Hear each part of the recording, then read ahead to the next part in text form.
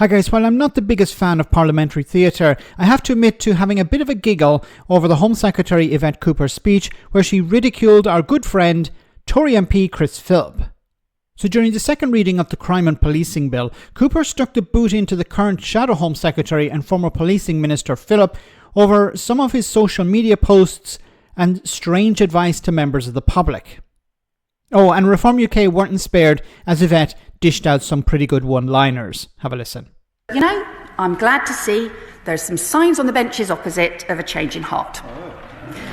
Members recognising how damaging their approach to town centre crime has been. The Shadow Home Secretary has written on Facebook, and I quote, "The police must have," and he puts this in capital letters, "zero tolerance to shoplifting and phone theft in Croydon. Otherwise, it will escalate. Stealing even less than £200 is illegal. So the police must focus ruthlessly on catching criminals and pursue every line of inquiry." Well, who'd have thought it? If that's what the Right Honourable Gentleman now believes, why on earth didn't he take the opportunity in the 2 years that he was the policing minister to scrap the £200 threshold, which sent all the wrong signals across the police?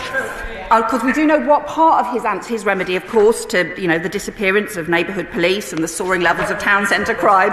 He said, the wider public do have the powers of citizens' arrest. And where it's safe to do so, I would encourage that to be used, including potentially a physical challenge. Otherwise, it will just escalate. So we'll put aside the intriguing suggestion that perhaps the Shadow Home Secretary wanders around with handcuffs in his pocket. I wonder if maybe he just misunderstood the Peel principle that the police are the public and the public are the police. What they meant was neighbourhood police in the community, not leaving the community to pick up arms because the neighbourhood police had gone.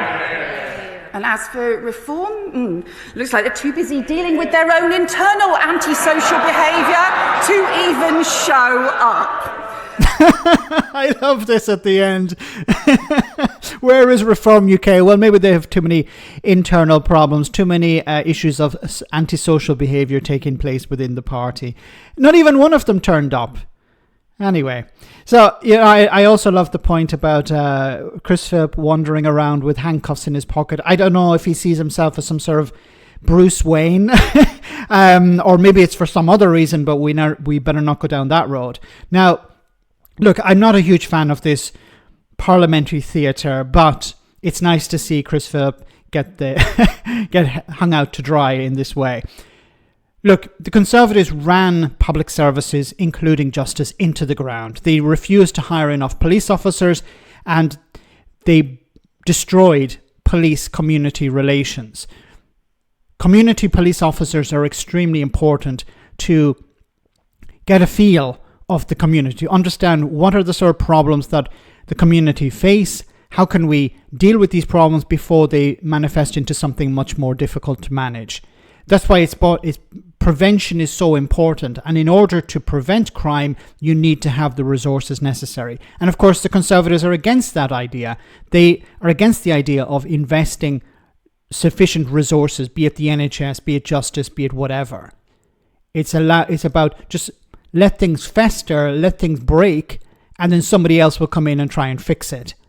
And, the fact that former policing minister is trying to carp from the sidelines, trying to criticise, why aren't you doing this? Why aren't you doing that? When he was the policing minister for 2 years and did nothing, just shows that the Tories are hoping that the public have a very short memory, that they'll forget about 14 years of rot and then just vote them back into power at the next election.